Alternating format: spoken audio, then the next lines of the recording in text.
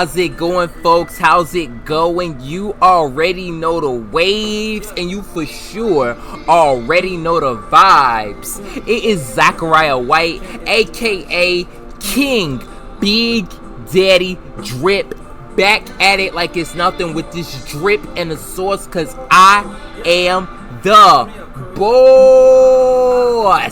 I am back. We are here. Happy good day to every single one of you ladies and gentlemen out there in the world. It ain't even a full 30 seconds and I'm messing up, but nonetheless, we still here. It's still a terrific Thursday. I hope you guys are enjoying yourselves as well. And y'all, the weekend is almost upon us. All right, but the reason why we are convening on this particular occasion, I know it's been a long while since I did one of these episodes, but of course you already know the king does happen to have a podcast. It is called The Royal High Table, in which, by the way, I think this right here is going to be episode number 43. All right, so episode number 43 or something like that. I just know we got a good bunch, but yo, your boy is trying to get back into the mix, man. All right, and I'm gonna keep it all the way tall, y'all. I don't necessarily know for the topics how long I'm going to talk for, but I'm gonna just go ahead and let y'all know off rip. This might be this.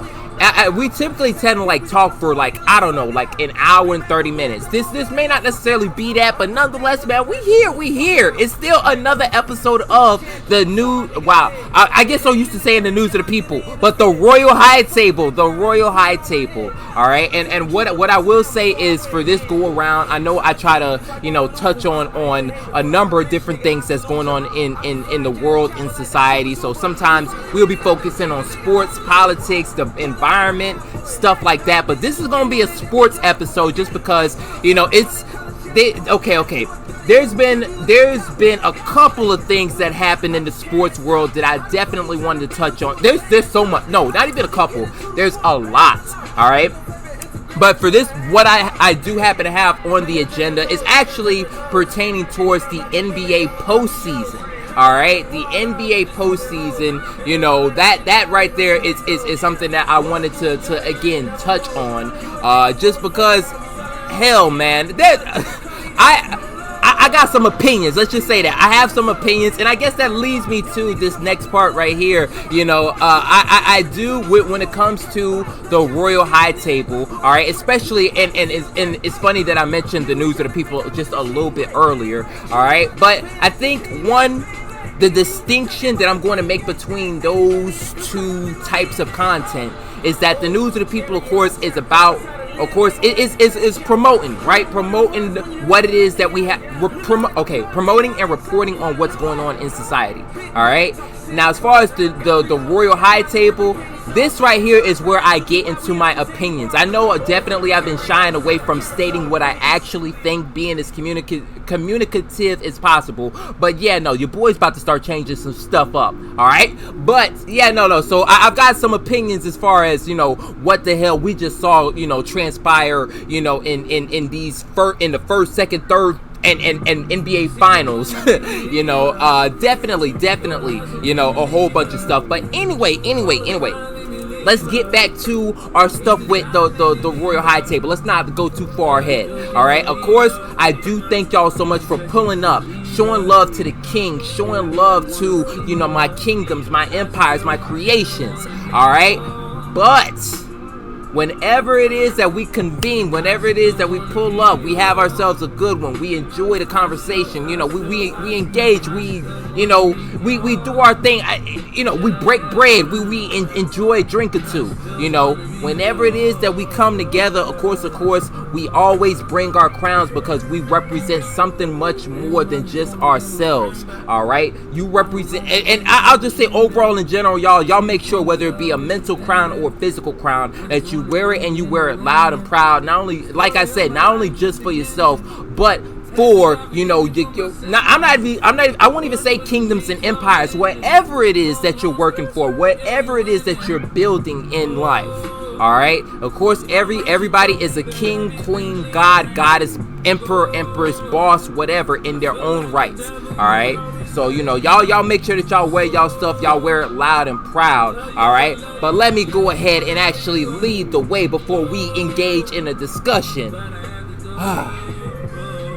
Yes. You see, your boy looking right. Now everything is complete. But let me go ahead. I'm gonna cut the music off, all right? Alright, I'm gonna cut the music off. Now, also, I will say this. If y'all happen to hear the fans in the background, pardon me, but also, y'all know, like I know, it's for my residents in Florida, I pull up in a suit every single day, but y'all, it's Florida. You got to get some AC at some point. But anyway, like I said before, coming into this particular episode of the Royal High Table, this was going to be one of those episodes focusing on sports. All right, even more specifically, focusing on stuff that happened within the NBA world, so to speak. All right, I know that as far as sports worlds, there's a whole bunch of stuff. All right, I'm one topic off rip. ESPN laid off a whole bunch of people. I know most notably they got rid of, I think they may have gotten rid of Max Kellerman, but I for certain know that they got rid of Jalen Rose. Damn. ESPN is making some serious cuts, but this video is not even about that. We'll get on that a separate time.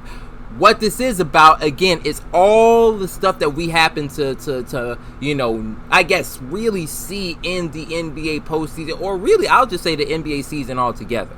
All right. Actually, no, I'm not gonna say that, because I now at this point I may end up having to do a little bit of research on the fly as far as all what all the stuff that did happen to go down in the season. Actually, nah, there's pause. Okay, because more as I'm running my mouth, I'm running my trap. More stuff is starting to come to my mind. I do happen to recall at some point within the regular season, I'm pretty sure it was Donovan Mitchell and Damian Lillard who did this, but it was definitely two people who ended up going for 70 points.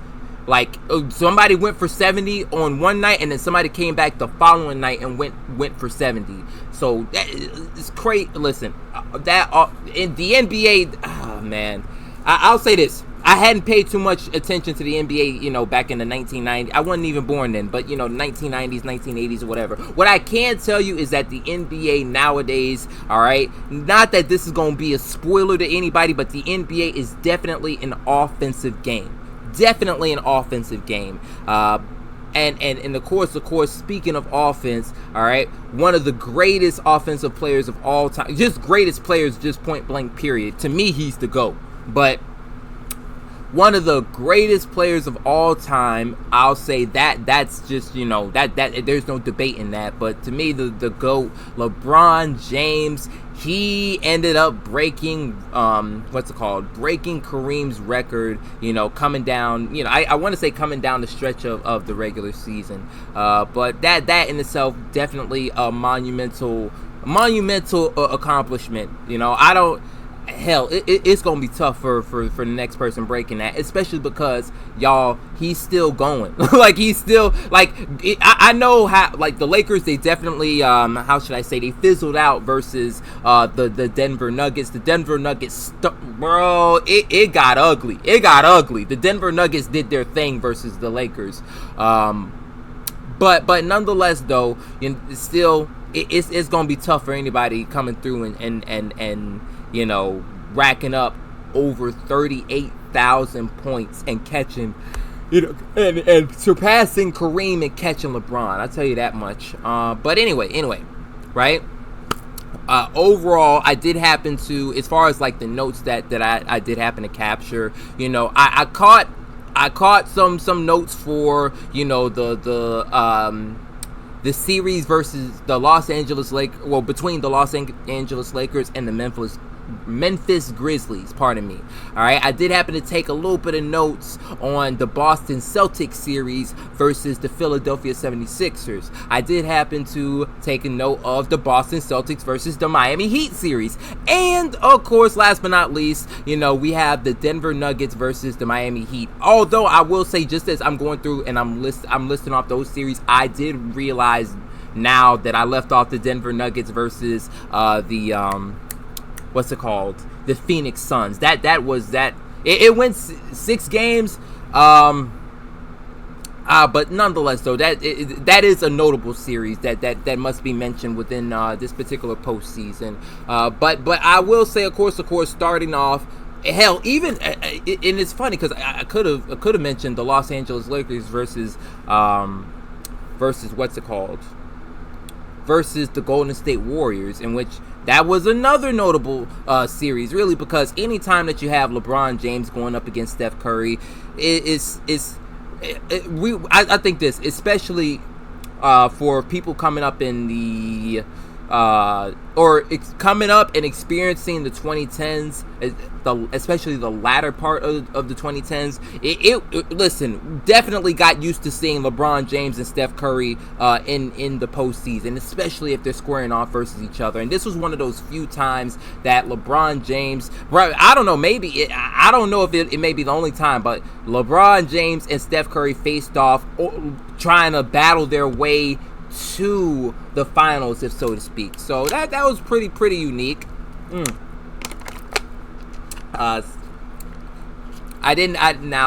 wish I would have really pause. Let me go ahead and look up some stats for that particular series. Hold up. Los Angeles Lakers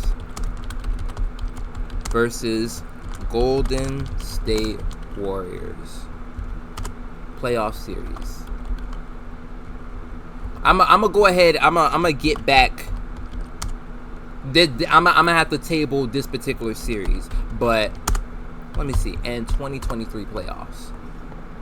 We're gonna have to table this one, even though right now I am looking that series. I forgot that it went 6 games. The Lakers took game 1, game 3, game 4.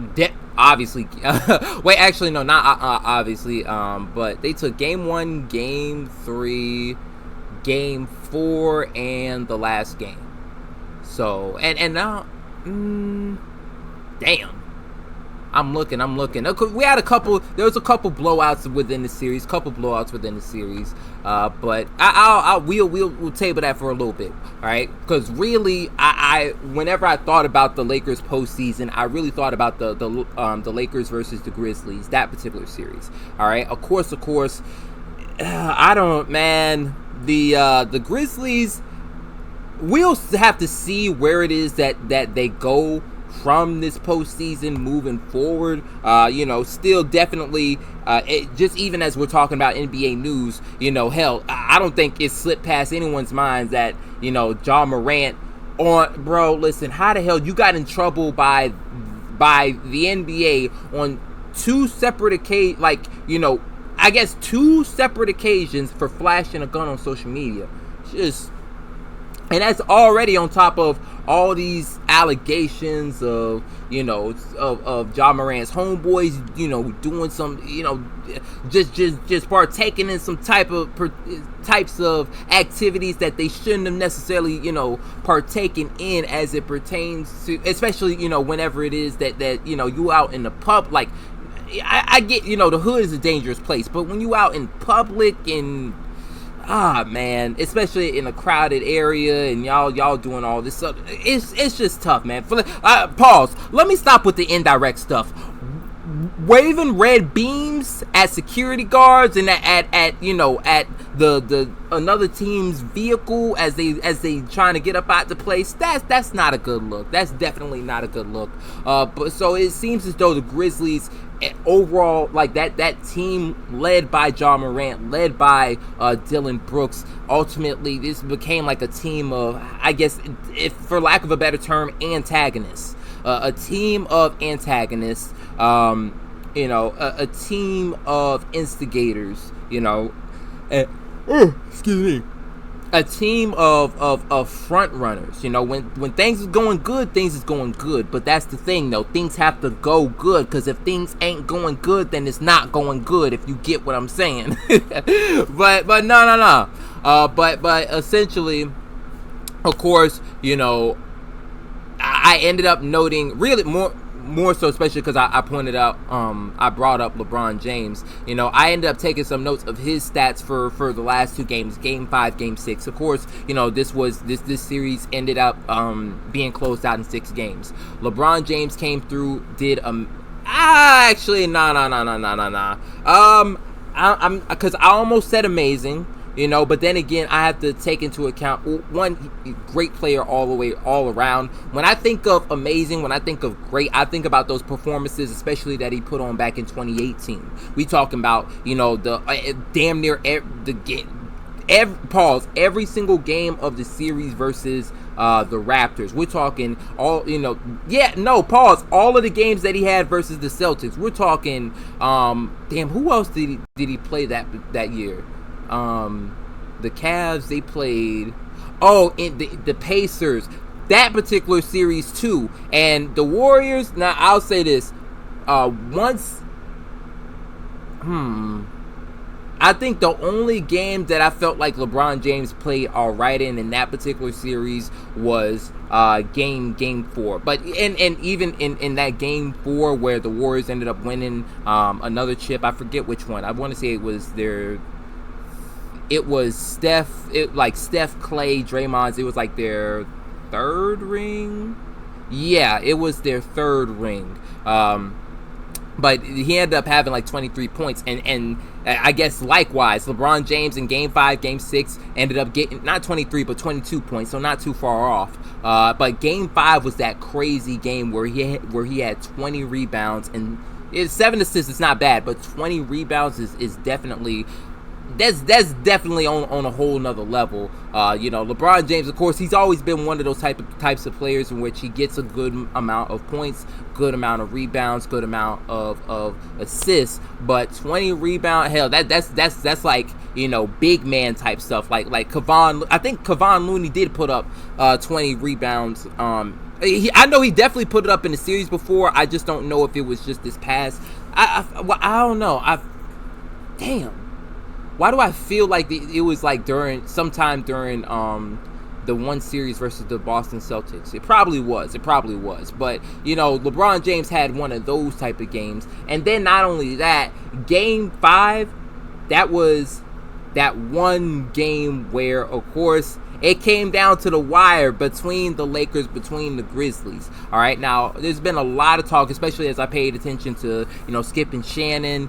Back before Shannon departed. By the way, hey, listen, thank y'all. Make sure that y'all go pull up to Shannon Sharp's his podcast, whatever it is that he's got going, y'all make sure that y'all pull up and support him, because that's Uncle Shay Shay. Uncle Shay Shay, for real. He really held it down. But definitely I listened to them, and the Lakers versus the Grizzlies, that was definitely an interesting series, because that's a lot of star power. Again, James, Davis.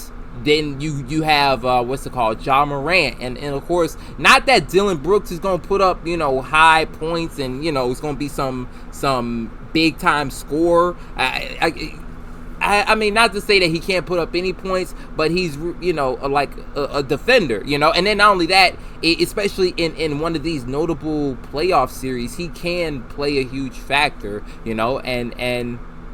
But nonetheless, though, this was one of those, back and forth sort of kind of games, and it ended up going overtime. Ended up passing the regular period of regulation, and of course, LeBron James coming down the stretch in both regular regulation as well as in overtime. LeBron James came through in the freaking clutch.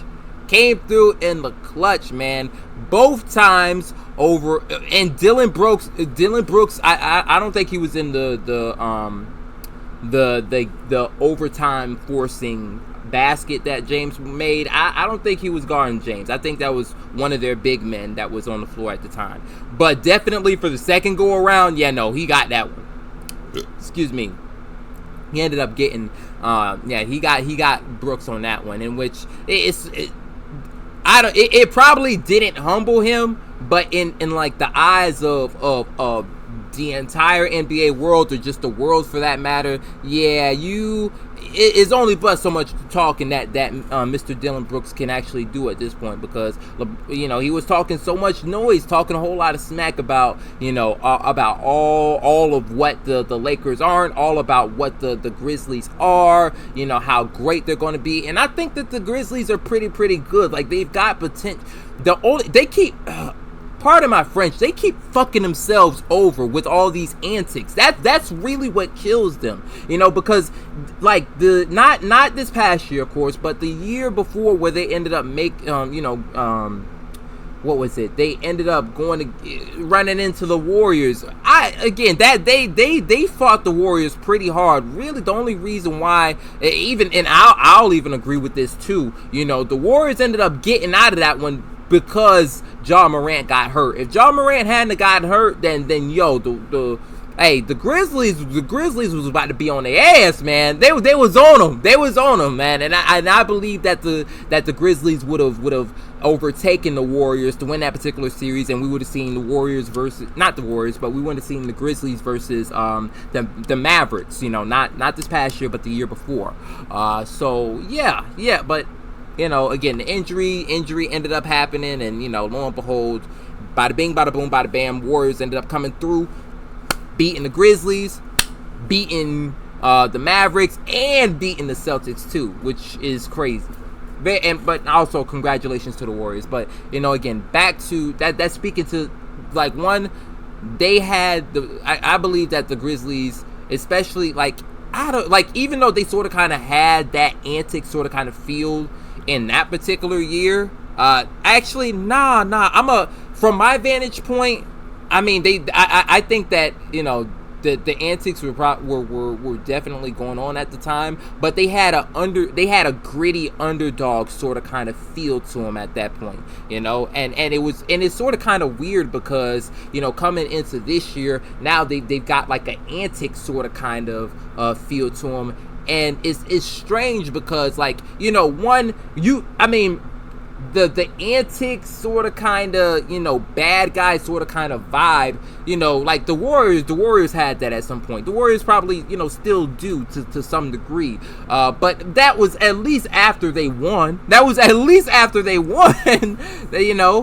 So, and then now, after they won, of course, Steph, Clay, granted, I'm sure they were doing some trash talking before then, but that's when it really got to, a head, because, it's like, hey, I won, and backing up the talk. But the thing is, the Grizzlies hadn't backed up the talk, and this particular series was not kind to them, to say the least, because again, the Lakers, not only did LeBron James come through, do his thing, I tell you this, 22 points, all right, LeBron could put up more, even at this particular age, but LeBron gave exactly, LeBron didn't need to go into the 2018, he didn't need to go into the Miami bag, he didn't need to go into the early, he didn't need to go into the bubble bag, he didn't need to go into the early Cleveland bag.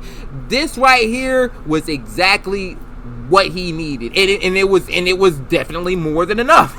It was more than enough of that than the Grizzlies can handle. And then not only that too, in Game 6, the Lakers came through, and Paul, okay, listen, Mr. Brooks, LeBron didn't drop 40 on you in Game 6, but the Lakers dropped 40 on the team as a unit. So hell, shit. You ask for 40, you gonna get 40. You may not know in what way and what manner you gonna get the 40, but you gonna get the 40. Alright, so, that was, as far as my overall takeaways, again, LeBron James still working his magic. Obviously, again, still not, as I mentioned before, not the bubble. He's not necessarily the bubble LeBron. He's not necessarily, the last go around, the I guess I'll say the home savior Cavaliers version of himself, or the Miami Heat version, or the early Cleveland version. But nonetheless, though, he still came through and showed you that even at this particular age, he can still make some things pop. He can definitely make some things pop. Now, Anthony Davis, I'll say overall, as far as the, like, I remember, like, my perspective on him in the what's it called, in the Warrior series was good, because I thought I just off the top of my head, I can't necessarily recall him having a bad game, though I'm pretty sure he has. But I'll tell you this for certain, what I do recall, in this particular series, and I want to definitely in the, no, it's got to be in all three series because they hadn't progressed that damn far. But nah, Anthony Davis was mad inconsistent, man. Mad fucking inconsistent. I don't even need to pull up the goddamn stats, bro. So, game, and listen, literally, Shannon is calling the trend. Skip and Shannon are calling the trend. In game 1, he's going to have a good game. Game 2, he's going to suck. Game 3, he's going to be awesome. Game 4, get him on the bench. So it's almost like, goddamn, the odd number games, Anthony Davis is showing up. There's a good chance they'll win. Sometimes they do, sometimes they don't. But my bad. I thought I heard one of my speakers going off or whatever. But some days, the odd number games, Anthony Davis is gonna show up. The even number games, what the fuck? What the absolute hell? Or it's just, I don't know. It's just.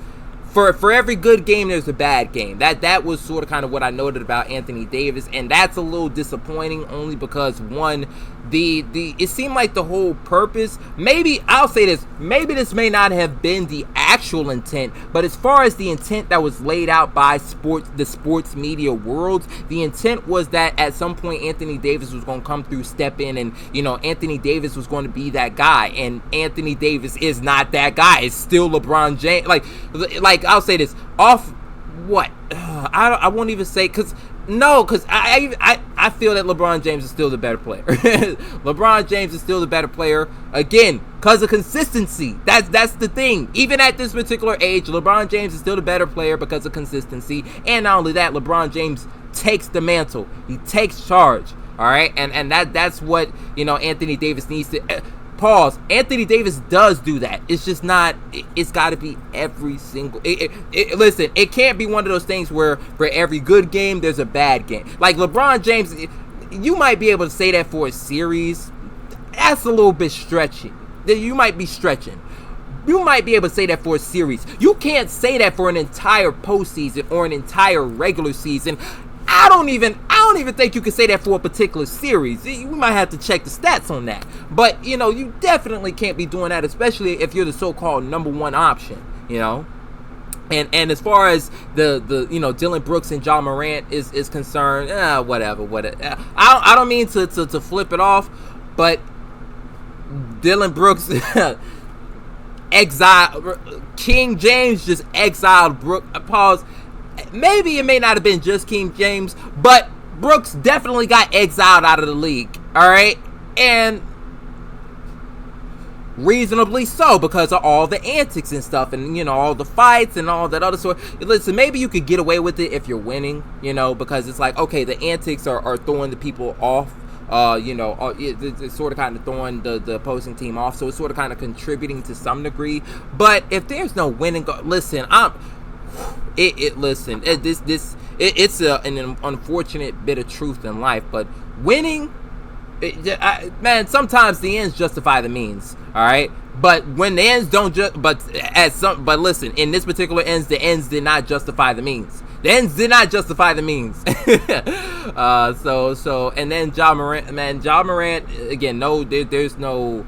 I want to see Ja Morant do well, because especially when I first saw the coverage on Ja Morant back when I'm not even talking about back when he was in college. I'm talking about back a year ago from Skip and Shannon, as they were going up against they were going up against the Timberwolves. They were going up against the teams, the Warriors too. I definitely, it seemed and then not only that, he got the huge payday, but essentially I was really rooting for Ja Morant, because I sort of kind of got the vibe that he was like, yo, listen, I'm all about the smoke, and I guess definitely I can respect that sort of kind of attitude, that sort of kind of demeanor that's being brought forth for the NBA. Not Not that players aren't about to smoke. And when I mean about to smoke, I'm not talking like I thought when he came through and he made his quote about, we want the smoke, we looking for the smoke and all that other sort of jazz. I thought that was just as it pertains to basketball. That's what I thought that meant. I didn't think that meant we was gonna go outside, guns on IG and getting into all this sort of trouble, because the shit's not worth it, brother. The shit is not fucking worth it. I'm sorry. And then not only that, he just got the huge payday. Of course, listen, you're a huge face for not only just the NBA, but he's got the shoe deal. He's doing a shoe deal, I think Powerade or Gatorade or whatever. So come on, man, we gotta be fucking smarter than that. Gotta be smarter than that. And then to come back and do it a second time too, damn, fire. Every curse word in the book, just throw it out on the table. Hell, fuck, shit, damn. All of that, man. None of that shit's good. None of it is good. But yeah, those were my thoughts as that particular series ended. And I'll keep moving along, because we definitely, I know I mentioned the Los Angeles Lakers and the Warriors. I'll probably table that for another time that we happen to do another episode of the Royal High Table. I keep wanting to say the news of the people, y'all. The Royal High Table. But no. So I think back to, of course, the second series, right? I'll just talk about the series that I have notes of at the moment, right? But for the second series, all right, we have the Boston Celtics versus the Philadelphia 76ers.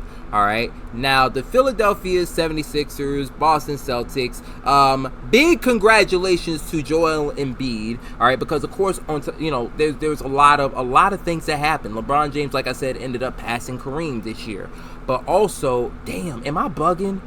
Yo, did Steph Curry didn't hold on. I'm going on a tangent. When did Steph Curry get the 3-point record? That wasn't last year, right? That wasn't this year. 2021. Okay. I just wanted to make, cause that would have been, listen, I mean, that also, they put that into perspective. 1 year, Steph Curry comes through, gets the 3-point record. Following year, LeBron James comes through and gets actually, was it the following year?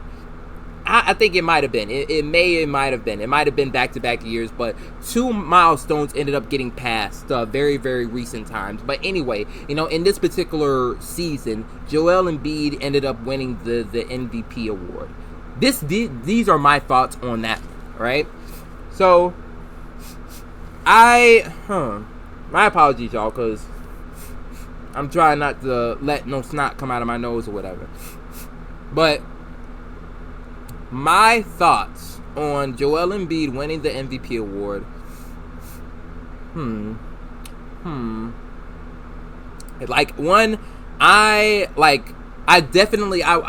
happy for him. I was also happy for Nikola Jokic whenever he won the MVP, and Giannis as well. The only thing that I did, I guess, is this, right?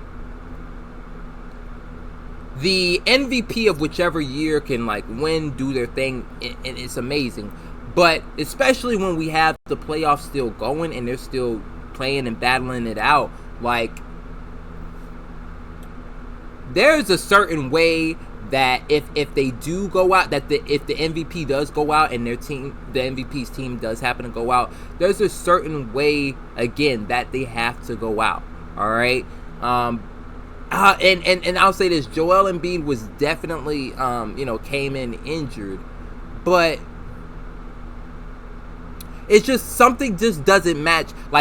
All of what he was saying to the media about not caring about the MVP award, and all of they're going to give it to one, especially in the way that I'll say this, maybe perhaps this is not how it actually was, but this is how it was I guess depicted by Skip and Shannon. The ultimate really the feel, as far as Joel's comments and his demeanor towards the media regarding the MVP award, really it sort of kind of seemed as though he was like, well, I don't, You guys aren't going to give it to me anyway. I don't care. Blase. They're going to give it to Jokic. I still feel that I'm the best player. Y'all, all that other sort of jazz. And Joel Embiid is really, really great. Like, no, definitely, there's no mistake in that. Joel Embiid is a great player, and he was injured in this particular series. But to do all of that, you win the MVP award, and then I think also the night after that they won the MVP, I think they got smashed. I don't necessarily recall all the scores of that particular series, but that was something. And then also this too, right? Because that particular series, and James Harden went off game 1, game 2, definitely game 1. James Harden ended up, activating that Houston James sort of kind of swag, but what I'll say is Jason Tatum really came alive. It really came up from the fourth quarter of game 6 forward. Jason Tatum came alive, but the problem is Jason Tatum was only alive for that stretch. All right, for that particular stretch. I don't even recall.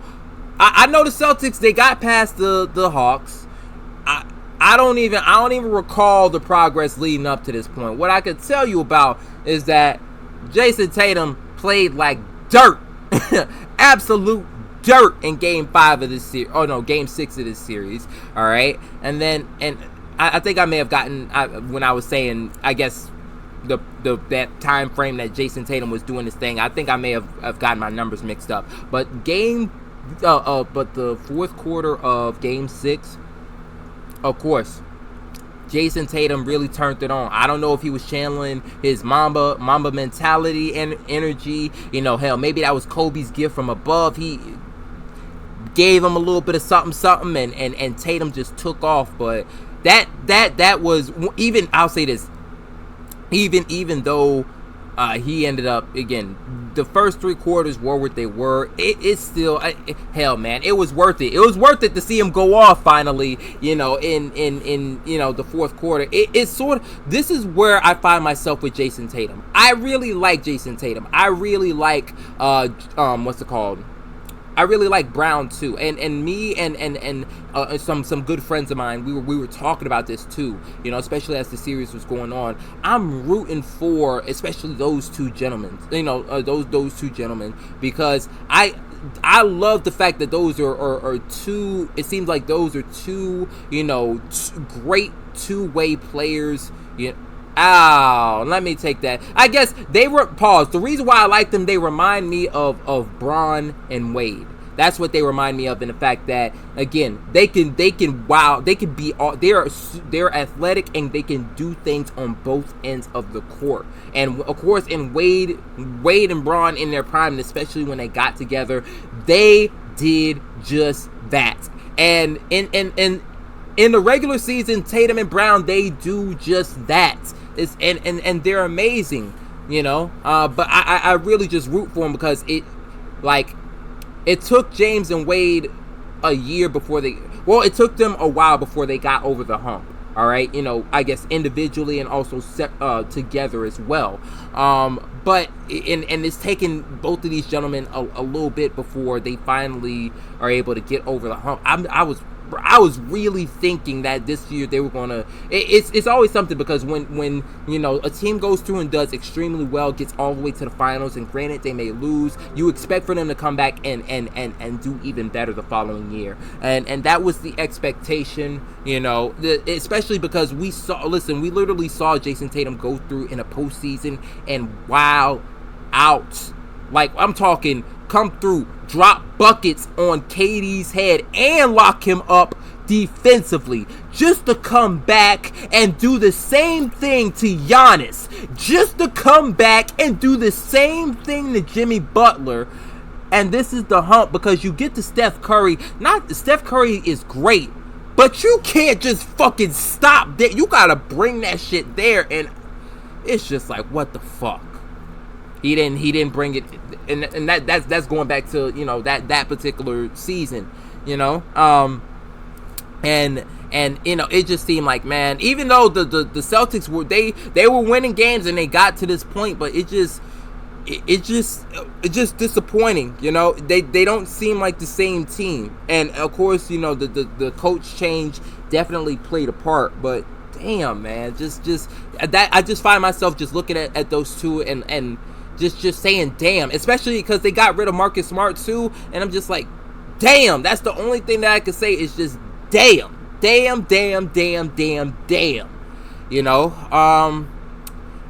it was very, very refreshing and marvelous to see Jason Tatum wow out 51 points in Game 7, and then not only that too, I think that was also after Curry came and dropped 50 on versus the Kings too.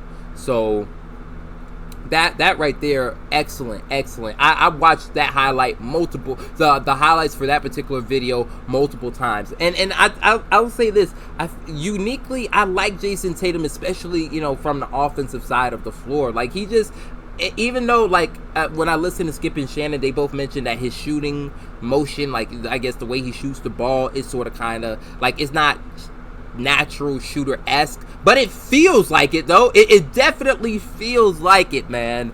But geez Louise, Jason Tatum. And then not only that, I feel like even as I go through and I consider the next series, which that I have, the Boston Celtics versus the Miami Heat, like it, or even probably, I think this also happened in this series too, where Jason Tatum is too often where he lulls through the first parts of the game, and then and then what'll happen is he'll come across the third quarter, the fourth quarter, whatever, and then that's when he'll turn up. But sometimes it works. Like, it worked in game 6 versus the 76ers.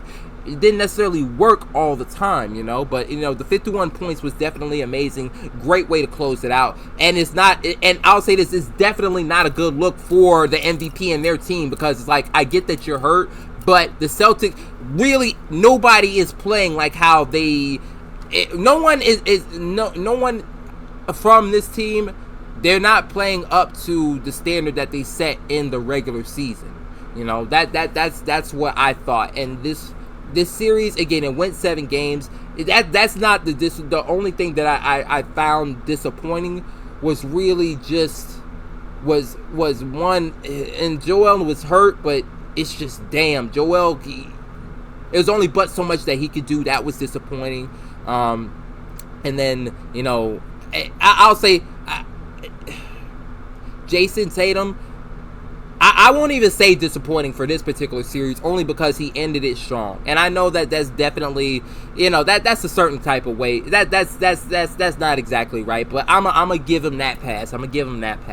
But I will say, for the Boston Celtics versus the Miami Heat, there's no pass on that one. There's no pass on that one for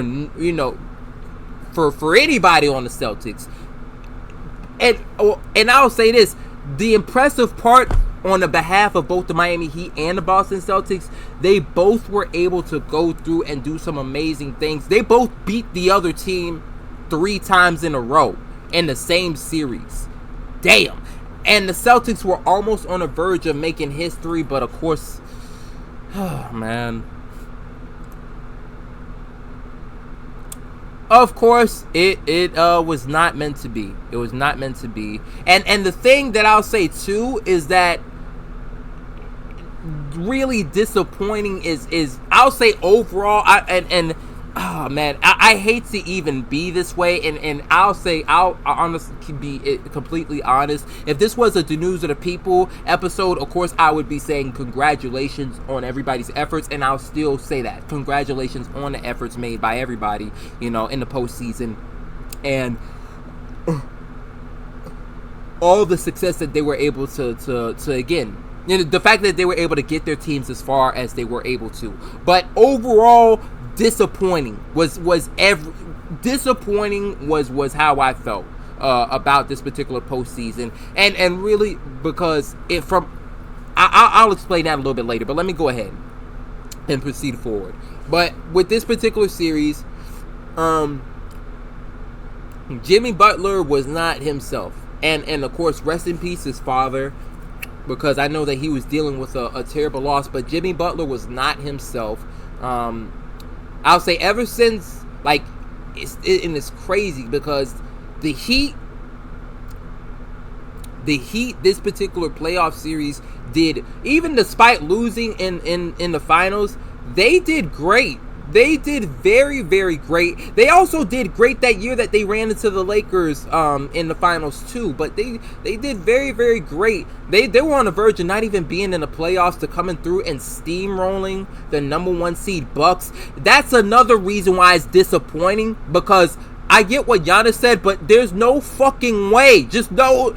I get everything that Giannis said about every year you're not going to win. I get that. But no fucking way. In the first series,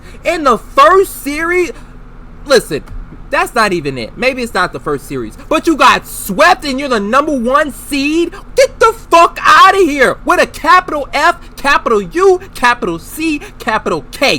Get the fuck out of here. No. Swept? What in the absolute hell? No. Listen, I'm gonna say that, whatever. This ain't about that. This is about the Heat doing their thing. The Heat went through, wiped out the number 1 seed, came back, did exactly what they, what I say, did exactly what they were supposed to. I forget what seed the Knicks were, but man, and Jalen Brunson has them going on the right path, but it feels like they're still missing something. And also, by the way, Julius Randle is just, I hate even being the person that critiques, and being harsh, but Julius Randle is one of their stars. I thought their main star, and of course, don't count out Jalen Brunson, but they're from what I saw of that particular series, he didn't have a good series. And so it's just, and that's the crazy, man, it's just, wow. I guess that's the biggest thing too, is because as I'm thinking to this particular postseason, like, and now I have to compare it to all the other notable years, because damn, now it's really got me thinking too, because one, definitely, if it's the norm that whenever a playoff series in the NBA comes about, that 2 players come through or 2 teams come through and their star players play great, but if it's the norm that, say, like, if that's just the norm that the star players play great, but somebody's got to win and somebody's got to lose, then okay, and I'm speaking from that particular, I guess, assumption or that particular idea, but that's not always the case. There's a lot of times where some of the stars or whatever doesn't perform. So I definitely I definitely get that part.